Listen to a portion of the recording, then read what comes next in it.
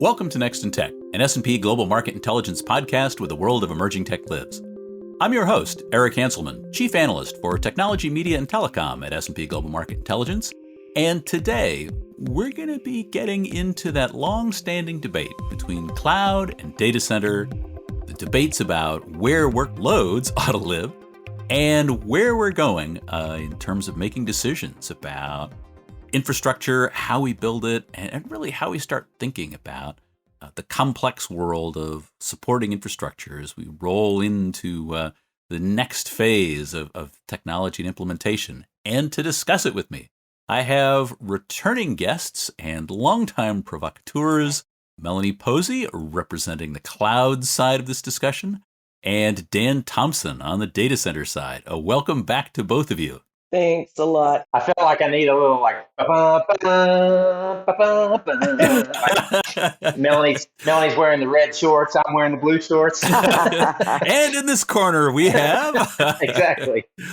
Well, I guess I'll start off with the point that, in a lot of circles, it really seems like this is a pretty serious debate, and there's an awful lot of back and forth. You've got various players in this market duking it out, the hyperscalers saying this is the only way to run, and in fact, it's going to help save the planet. You've got, venture capital firms like Andreessen Horowitz weighing in and saying anyone who goes all in on clouds is a dupe. Where are we, and how should we be thinking about this? And Melanie, why don't we since you're starting off in the in the left corner of the ring, why don't you start that off? Well, thanks a lot, Eric. And, we've kind of set this up as like a Fight Club cage match, but I think we've gotten beyond that point right now. And let me tell you why I think so.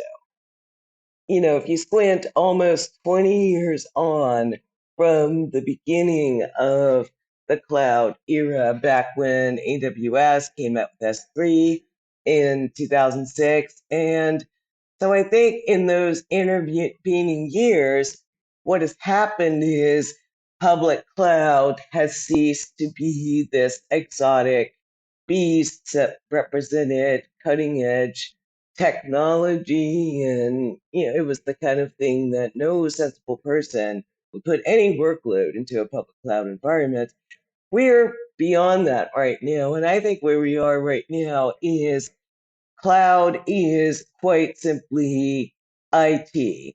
And we've, in the cloud and managed services team here at 451, we've kind of come to a point where what we talk about more than public cloud versus private cloud or on-premises versus off-premises is this idea of cloud operating models. So we're back to this notion of cloud isn't a thing, it's a way that you do things. And to go way back in the Wayback Machine, when we go back to those original NIST categories that defined what public cloud was, there was the whole idea of it being shared tenant infrastructure and self-service interfaces and pay-as-you-go. And where we are now, guess what? You can do a lot of those cloud-like kind of things with dedicated infrastructure, and you can do it on premises as well. You've got a lot of the major IT equipment manufacturers like HPE and Dell and Hitachi and Lenovo all have their own variations on hardware as service, which operates in a cloud-like fashion in an on-premises environment, in a corporate data center, in a co-location environment, in some type of edge location. So I think historically, we've talked a lot about workload placement and IT environments in terms of the where. Where does it sit, and to a lesser extent, who controls it? But now we've gotten to the point where it's more about the how. How does the workload operate? What are some of the specifications in terms of, how much compute capacity is needed, how much storage capacity is needed, what is the tolerable latency involved with that particular workload. So I think we've gotten to the point now where we're kind of talking about different things, and sort of the what in terms of what do you call the IT environment is a little bit less important. All right, now, Melanie, I thought I could depend on you to defend the cloud, to be all in on cloud. What's going on Well, here? when cloud is everything, there's really nothing to defend because the other side has no argument. All right, Dan. I'm going to have to swing it back to you to hopefully hold up the data center side and just provide a little counterpoint to the cloudism that's being leveled out here.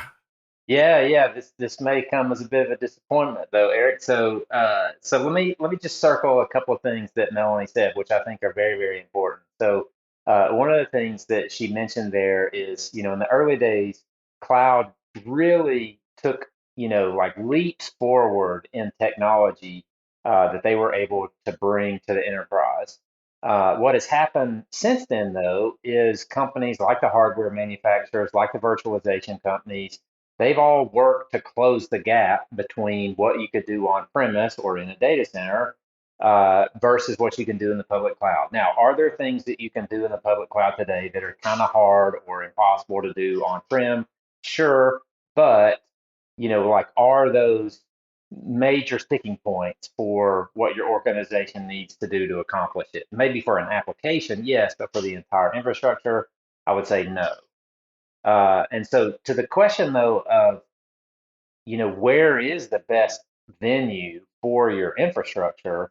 I mean, I think it really comes back to the question of what are you trying to accomplish?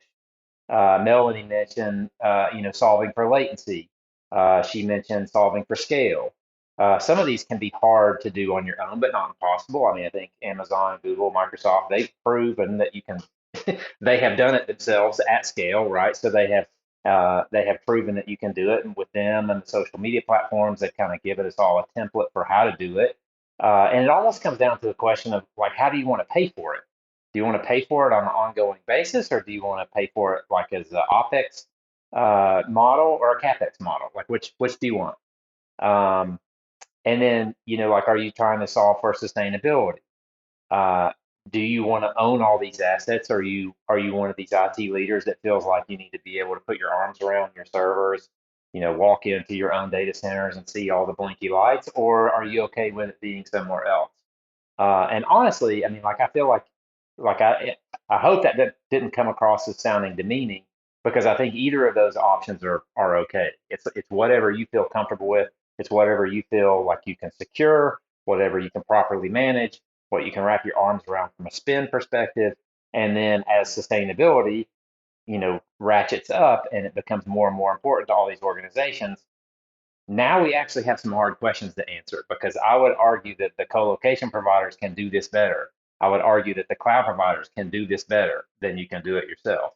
And so it comes down to, what's the most important thing here? Is it sustainability? Okay, well, we have some new things we need to address. Is it business first, sustainability second?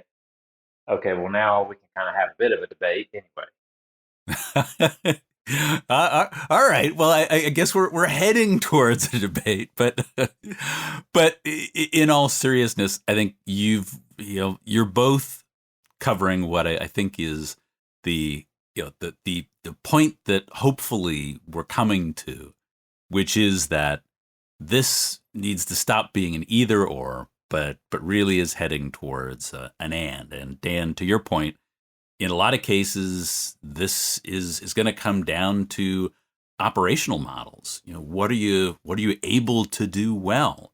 I mean, we've talked about the shift that you mentioned from capex to opex. Do you buy it all and then just run the heck out of it, or run the heck out of it to the greatest extent that you can, or is it something where you can shift towards an operating model? But that I think also gets back to Melanie's point.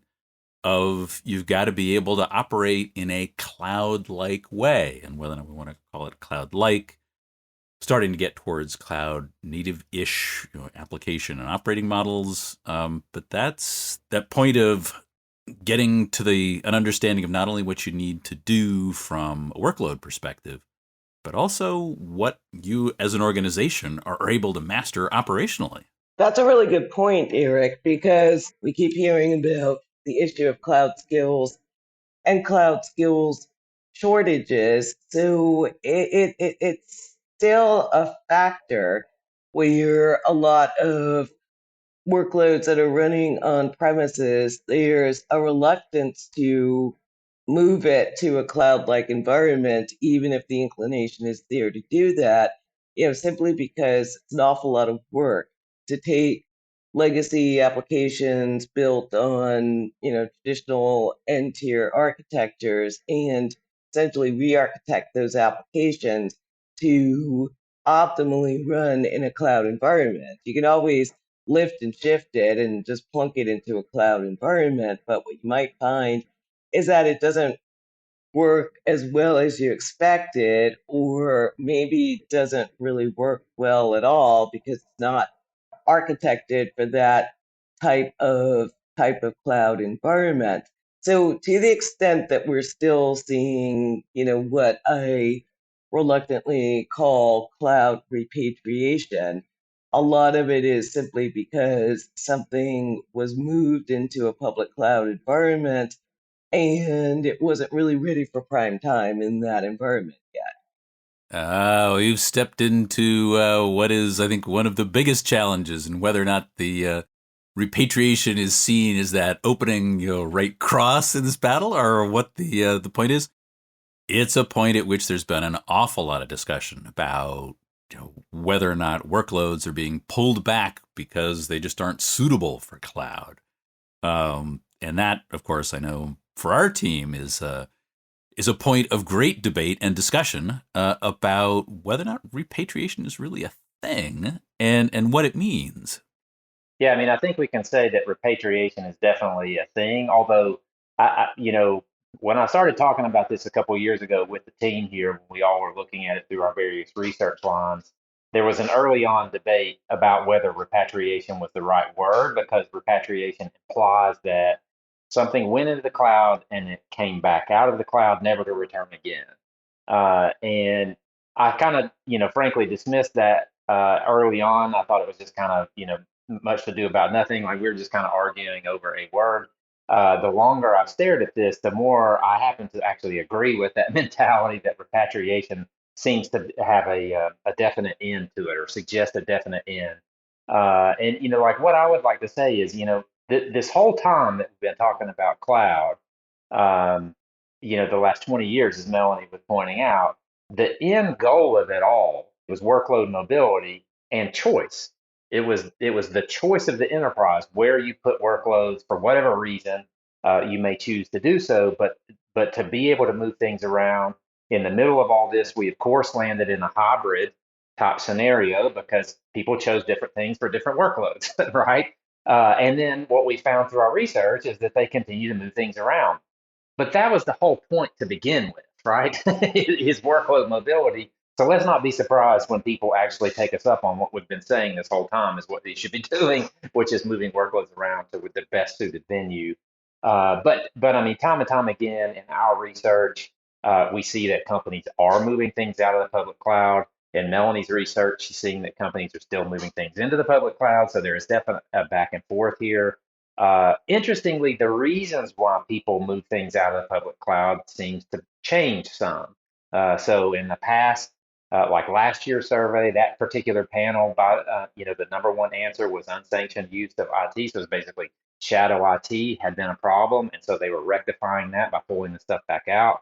This year, information security concerns were the top reason for pulling things out. Who knows what it'll be next year. And by the way, let me point out, cost is not the number one reason, even though that's what everybody loves to talk about. Like it is on the list. Let's not dismiss that, but it's not the number one reason. And that reason tends to be a bit fluid. But I think, it's just what we were talking about. Like it just comes down to companies choosing, where to put things. And I think, to Melanie's point, if you're just going to lift and shift a workload, there's not a whole lot of point in that. I mean, if you're going to lift and shift a workload, you might as well just put it in a private cloud environment sitting in a co-location facility. Because putting in the public cloud, number one, you probably pay a little bit more for it. Number two, the public cloud didn't buy you anything. Really, to take full advantage of the public cloud, you need to re-architect it, like Melanie was saying, to take advantage of all the microservices and all the other, disparate pieces and parts that Amazon has sitting out there, or that Microsoft or Google has sitting out there that you can pull together to really optimize and tune your workload so that it can scale up, scale down, handle that holiday traffic or whatever it is you're trying to solve for. But like as we've seen, most companies don't do that. They just lift and shift, or they just, they move a legacy application and then they just kind of let it sit there, and then they wonder, well, why didn't this do anything for me except for change my operating model? Which, if that's what you're trying to do, then great. But if you were hoping for some, like the clouds open up and a, chorus started singing when you moved to the cloud, most people were probably disappointed by that.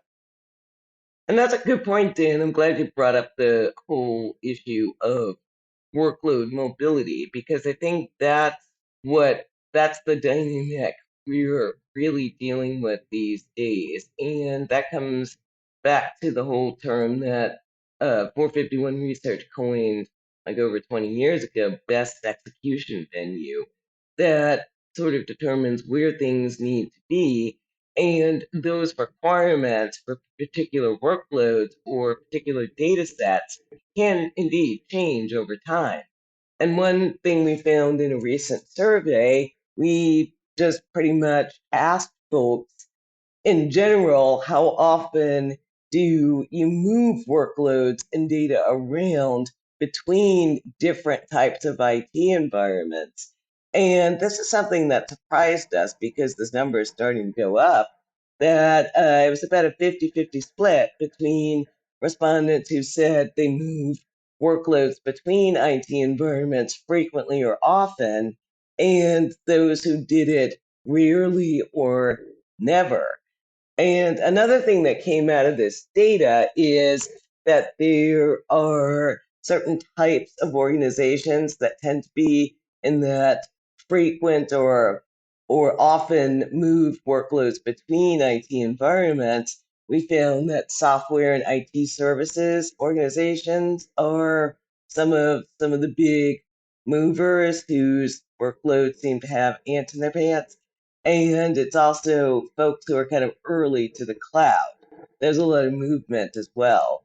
So I think what kind of happened a few years ago when people jumped on the whole chorus of repatriation, a lot of that was maybe really some early growing pains, that, there was a lot of back and forth simply because the realization, oh, this doesn't work in the cloud, let's move it back, or we need to re-architect it first before it can take full advantage of a public cloud environment. So let's do that.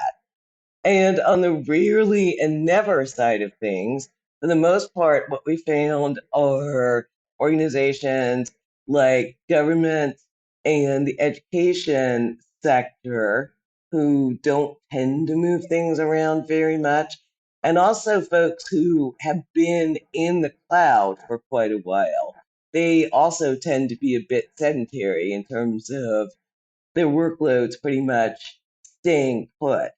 So I think this whole issue of repatriation, which I have now officially renamed workload mobility, it has a lot of different moving parts. And one thing I thought that was fascinating that came out of Dan's research that he just mentioned is that this whole business of shadow IT has pretty much gone away, because I think one thing that cloud actually forced onto the market was a little more discipline around IT in organizations to begin with.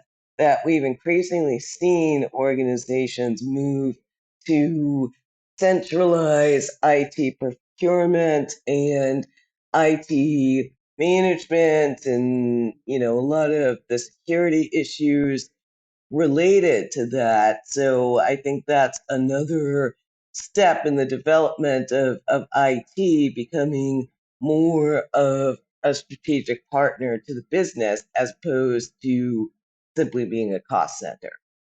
And those days of just simply swiping a credit card and heading off into the cloud of your choice will hopefully be long behind us. What's interesting, to what Melanie was talking about is she saw a reduction in emphasis on unsanctioned use of IT, so that shadow IT, also at the same time that I saw it on mine. So these are two separate panels. Melanie, I don't know off the top of your head if you knew what the N was. The N on mine is 587. The N on hers is going to probably, I'm going to guess, is going to be equally high. So these are two separate studies, separate panels, both showing a similar thing, which is that the shadow IT is kind of reducing, or at least that's been the trend over the last 12 months. It'll be fascinating to see like next year if it spikes back up again, or if this was just kind of we did, going into COVID, everybody just kind of did what they had to do. And then in 2021, people were like, well, hang on, we got a little crazy here.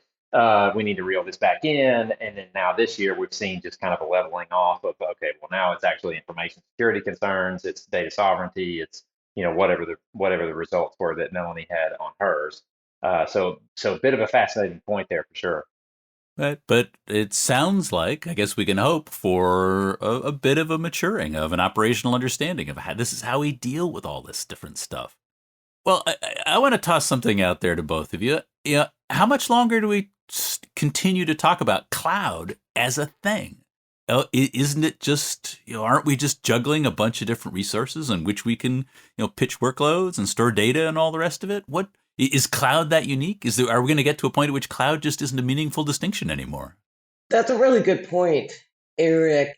I think this whole business of cloud, there will always be a distinction to the extent that the hyperscalers, the AWSs, Azures, GCPs of the world, the scale of their infrastructure is something that's going to set them aside. So we'll keep talking about cloud and we'll keep looking at the hyperscalers as a distinct category within that broader cloud market, because of the scale of their operations. And I think going forward, the extent and scope of their ecosystems and their marketplaces and the alliances they've set up will also be something that sets the hyperscale cloud players apart from everybody else. And in our cloud and managed services research for 2023, we're going to start looking a bit more at this whole issue of cloud ecosystems and marketplaces and the extent to which this becomes a lever of or new lever of control in the market for the hyperscalers. So I think that's one way to look at it. But to your point, isn't cloud just IT right now? I think that is the case to the extent that you see a lot more and a lot deeper collaboration and joint solutions development between the hyperscalers and some of the on premises data center incumbent vendors like your Dells and HPEs and VMwares. So I think I wouldn't exactly call it a detente in the market, but I think a lot of the different players in the cloud space have started to settle into a more or less peaceful coexistence with the mutual acknowledgement that some things are going to run in dedicated on premises environments, some things are going to run on public cloud hyperscaler environments. And I think the common meeting point of what maybe could be thought of as opposing camps in the past is this whole issue of edge computing and edge deployments for workload and execution. I think that's where things start to come together. And I wanted to point out some interesting data analysis we did around this question of how often do your workloads move. We cross-tab the question about workload mobility with the question about whether organizations had edge deployments in place, edge venues that they use to deploy and execute their workloads.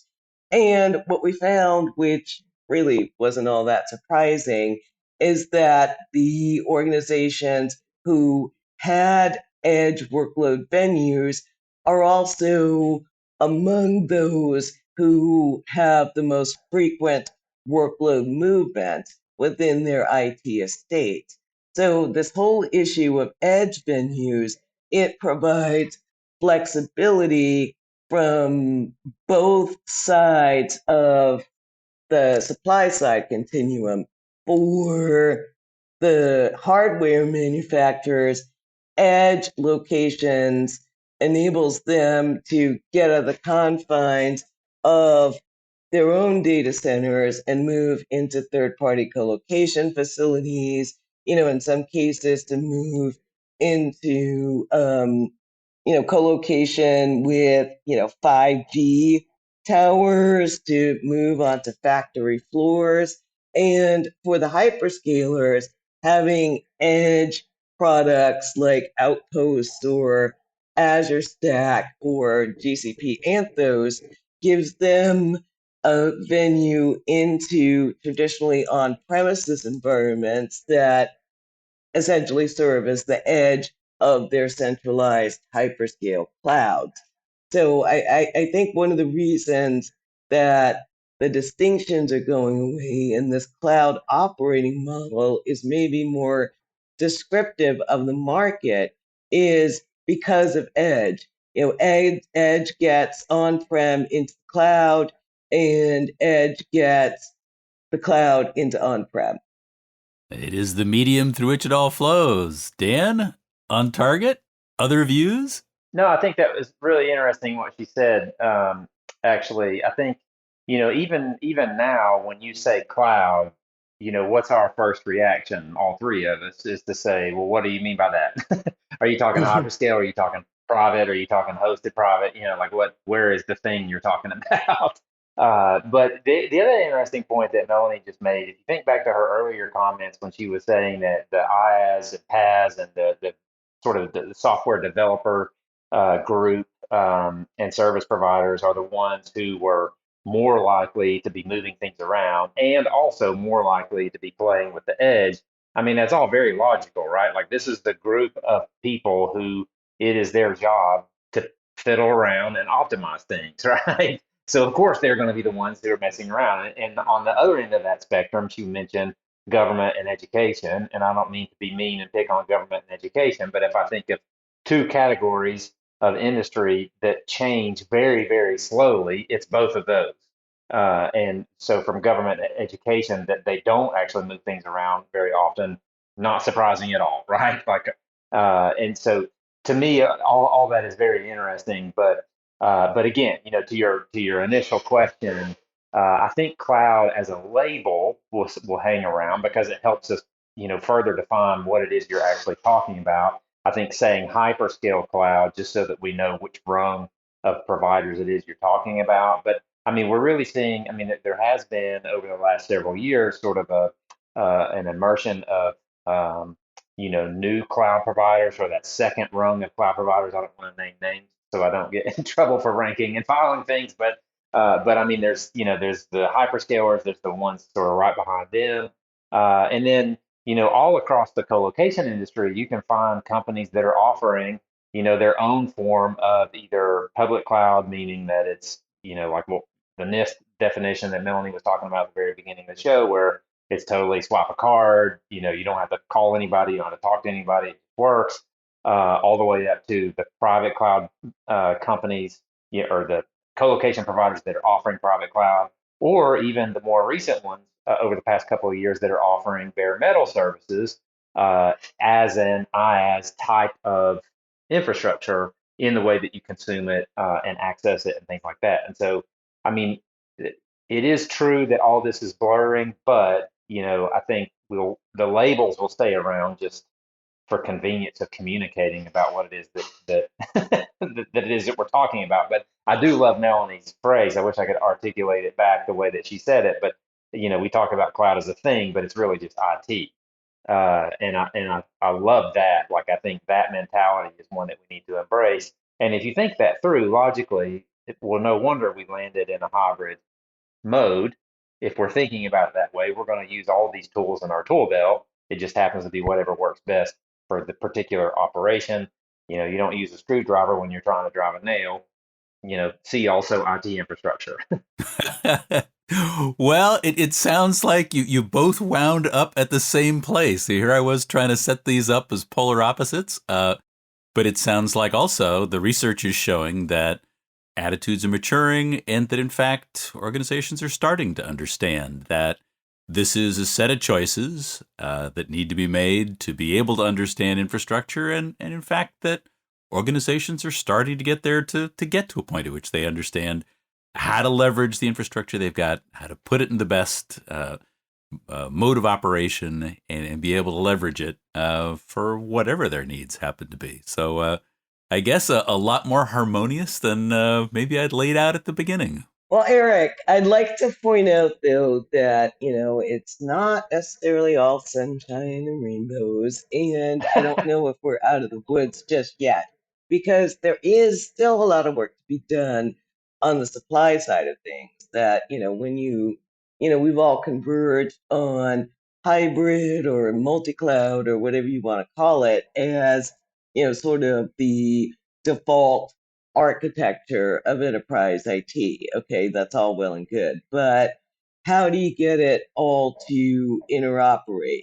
How do you get visibility of workloads and data and assets across different IT environments? So that's, I think, the next hill to climb as far as there's still more to right. do. So, it's all about, how do you get all of this IT flexibility and choice to really work as advertised? How do you make it seamless? How do you make it consistent across different IT environments? And I think that is the next battle we're going to see on the supply side front is, who gets to be, sort of the, Uber control plane of the hybrid multi-cloud world. Oh, but we know the answer to that one already, don't we? It's platforms. Yeah. But that is going to have to be the discussion point for another episode, because we are at time.